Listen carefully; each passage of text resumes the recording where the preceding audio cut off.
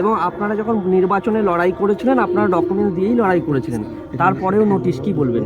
দেখুন, এই বিষয়টা নিয়ে যখনই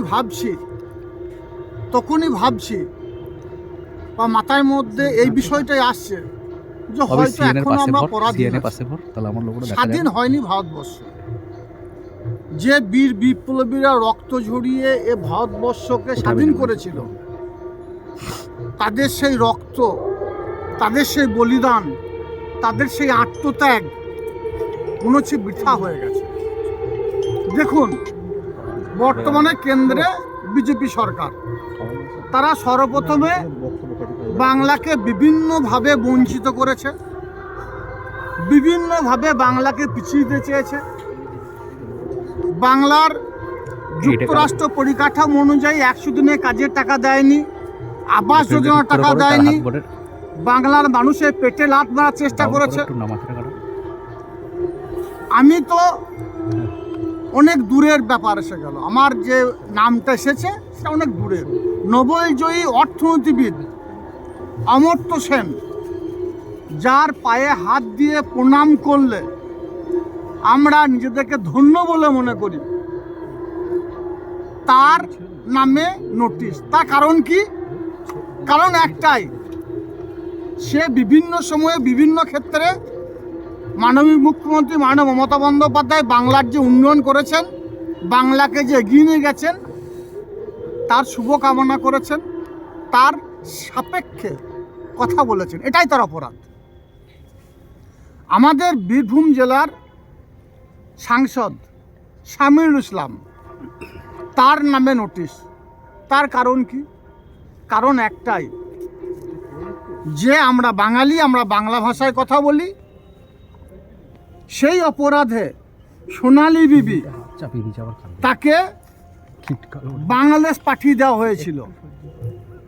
আমাদের রাজ্যের মাননীয় মুখ্যমন্ত্রী মাননীয় মমতা বন্দ্যোপাধ্যায় এবং তৃণমূল কংগ্রেস দলের সেনাপতি যুবরাজ অভিষেক বন্দ্যোপাধ্যায়ের নির্দেশে শামিউল ইসলাম, যেহেতু পরিযায়ী উন্নয়ন যে বোর্ড, সেই বোর্ডের চেয়ারপারসন আছেন, তিনি তদবির করে সোনালী বিবিকে তার নিজের বাড়িতে, নিজের গৃহে ফিরিয়ে দিয়েছেন। এটাই তার অপরাধ।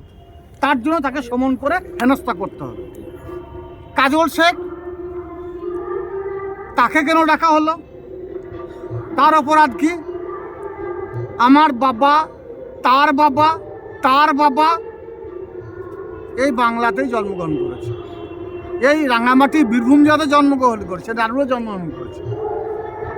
বামফ্রন্টের জগদ্দল পাথরটাকে হাঁটাতে গিয়ে আমি আমার 2 দাদাকে হারিয়েছি, বাবাকে হারিয়েছি। সারা বাংলা তথা সারা ভারতবর্ষের মানুষ জানে যে কাজল শেখ রোহিঙ্গা নয়, কাজল শেখ বাংলাদেশ থেকে আসেনি, পাকিস্তান থেকে আসেনি। বিজেপির বিরুদ্ধে কথা বলার জন্যই কাজল শেখকে লাইনে দাঁড় করাতে হবে। এটাই আমার অপরাধ। যাবেন আপনি সোনালীতে? অবশ্যই যাব, অবশ্যই যাব। নির্বাচন কমিশনের যে ডাক, সেই ডাকে সাড়া দেবো। এটা আমাদের যুবরাজ অভিষেক বন্দ্যোপাধ্যায়ের নির্দেশ। সারা বাংলার বিভিন্ন প্রান্ত থেকে যারা ভোটার, যারা গণতান্ত্রিক অধিকার, সে অধিকার খর্ব করার যে চেষ্টা করছে, মিথ্যা যে প্রয়াস তারা করে চলেছে, সেটাকে আমাদের নস্যাৎ করতে হবে। তার জন্য অবশ্যই যাব। কিন্তু ধিক্কার জানাই, বিজেপির এই চক্রান্তের বিরুদ্ধে ধিক্কার জানাই। তারা যেভাবে সারা বাংলার মানুষকে অপদস্থ করতে চাইছে, সারা বাংলার মানুষকে বিভিন্ন সময়ে নোটবন্দির নাম করে বিভিন্নভাবে চক্রান্ত করে লাইনে দাঁড় করিয়েছে, এর যোগ্য জবাব মানুষ 2026 নির্বাচন দেবে। আর কাজল শেখ একবার নয়, 1000 বার ডাকলে আমি যাব। ইডি সিবিআই দেখে লাভ হয়নি। কাজল শেখ সততা এবং নিষ্ঠার সঙ্গে চলছে মাননীয় মুখ্যমন্ত্রী মাননীয় মমতা বন্দ্যোপাধ্যায়ের নির্দেশে। আমাকে ইডি সিবিআই ভয় দেখানো যাবে না। তাই আমাকে বাংলাদেশি, রোহিঙ্গা বা পাকিস্তানি বা আফগানিস্তানি যেভাবে প্রমাণ করার চেষ্টা করুন না কেন, লাভ হবে না। 1991 সালে মাধ্যমিক পরীক্ষা দিয়েছি, 1993 সালে উচ্চ মাধ্যমিক পরীক্ষা দিয়েছি।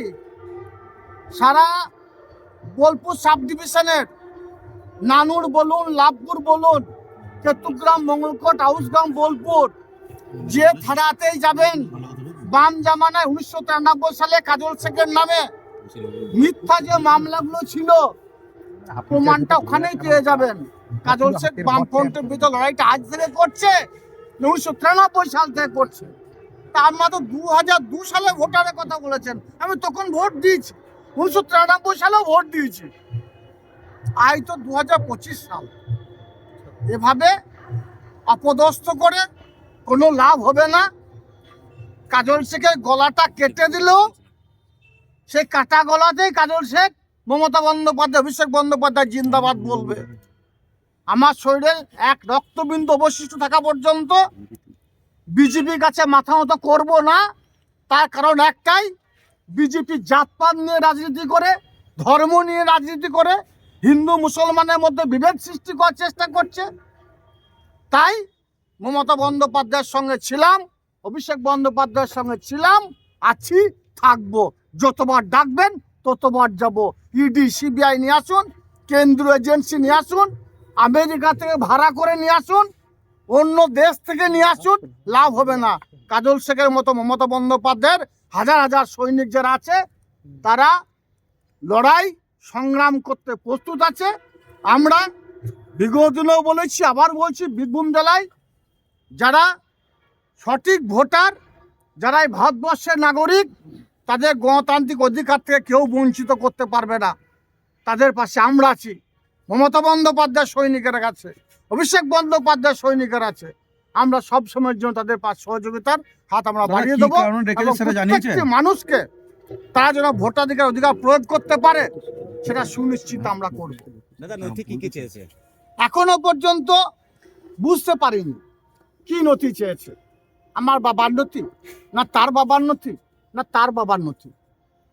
14 গোষ্ঠীর যে নথি চাইবে সে নথি আমার কাছে আছে।